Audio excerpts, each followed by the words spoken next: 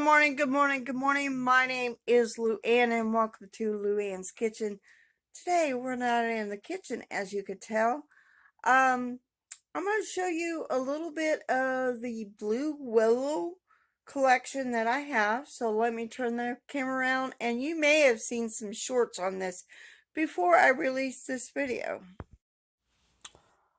I thought I would show you first my unmarked Blue Willow dishes. And these I had gotten from my uncle, I do believe. I have a few, like I said, these are unmarked on the bottom.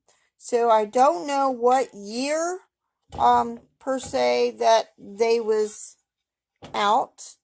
But Blue Willow was, I think, if I remember correctly on my research, was started being manufactured in the 1800s, towards the end of the 1800s. And the Blue Willow pattern, everybody loved this pattern.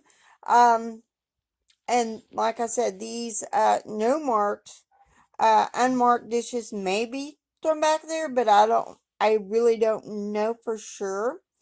And there is a story behind the Blue Willow, but before I show you the story, let's go ahead and let me show you my other dishes as well. I'm going to go and we're going to look at the marked ones. So here are two other pieces of plates that are marked differently on the back. This is still a Churchill made in Staffordshire, England. And then here is another Churchill, England Willow. This is a newer set. I do believe I bought this on like a stamp type thing. Let me show you the difference in the pattern. Move it over here. This is the newer version, and here is the older version that I have. There's 3 people on the bridge. 1 boat with 1 person, 2 birds, 3 people, 1 person on the boat. But I know this is a newer version because I had picked these up at a grocery store. They was doing like a stamp thing. You buy so much, you get a stamp or whatever. And I know I seen those, and I had to have those because I love the Blue Willow plates.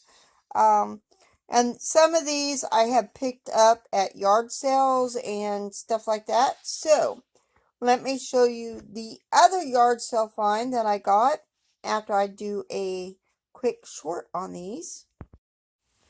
So this is another set of what I consider Blue Willow, but this is Staffordshire Wild Rose. So I think this is a different pattern, but they still are, the middle part is similar to the Blue Willow. And my mama got me these at a yard sale. And see, there is a difference. But this is just a Staffordshire Wild Rose. Now let's move on to the history of the Blue Willow design. Okay, I am reading this from BrooklynTeacup.com. The story behind the iconic Blue Willow china pattern. From its roots as a 19th century English tableware trend to its global reach today, it was captivated different generations of this designs and different designs. Blue Willow is a classic tableware pattern that showcased an enchanting transfer printed design of Chinese symbols, depicting what appears to be a serene outdoor setting. The design's primary blueprint is consistent, and the pattern be found on various porcelain dishes. Blue Willow is categorized as chinoiserie design as it draws inspiration from the Chinese art and culture, but was crafted by European audiences.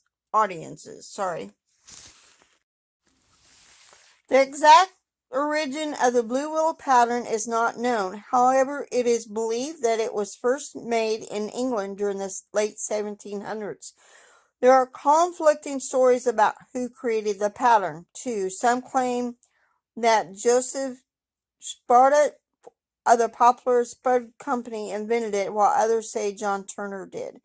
Anyway, Thomas Turner mass-produced the pattern on earthenware through a process known as transfer printing. And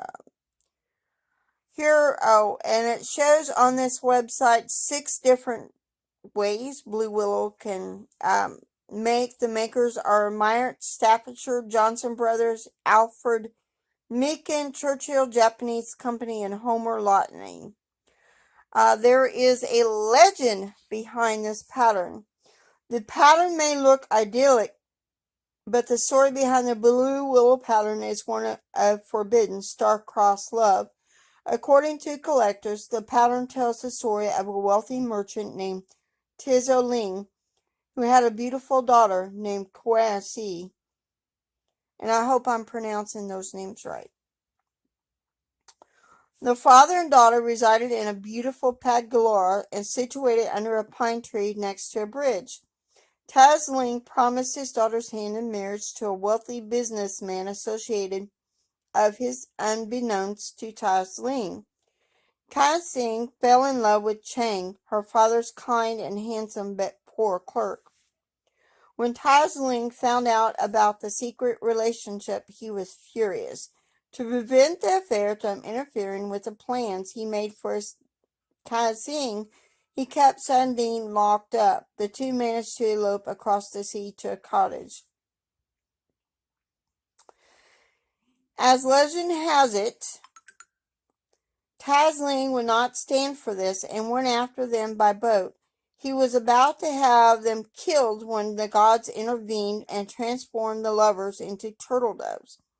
Look closely at the plates. You'll notice several features of the story, including the two doves gazing into each other's eyes at the top of the design. As you might imagine, the dramatic story has inspired plays, books, poems, and of course, beautiful ceramics. I'm going to show you that real quick. There is a different pattern. To be considered a true blue willow, it has to be willow trees, pine trees, bridge with tree men on it, a bridge, a fence, a boat, tea house, or pet, and 2 birds in flight. During the 1920s and through the Great Depression, Blue Willow China experienced a surge in popularity and became a common sight in many American food establishments, restaurants, and diners that advertised a blue plate special served hearty and affordable meals to their hardworking and budget-conscious patrons. Usually the plates they were served on were Blue Willow grill plates, which had separate areas on the plate for entrees and sides, which I do not have one. But I found that very, very interesting, and I will try to leave that link for that info below. So I hope you enjoy this little history lesson on Blue Willow dishes. So see y'all later, and keep making those things from scratch. And I hope you enjoy the history that I am bringing you about the different products, different plates, different whatever. So as related to kitchen items. So God bless.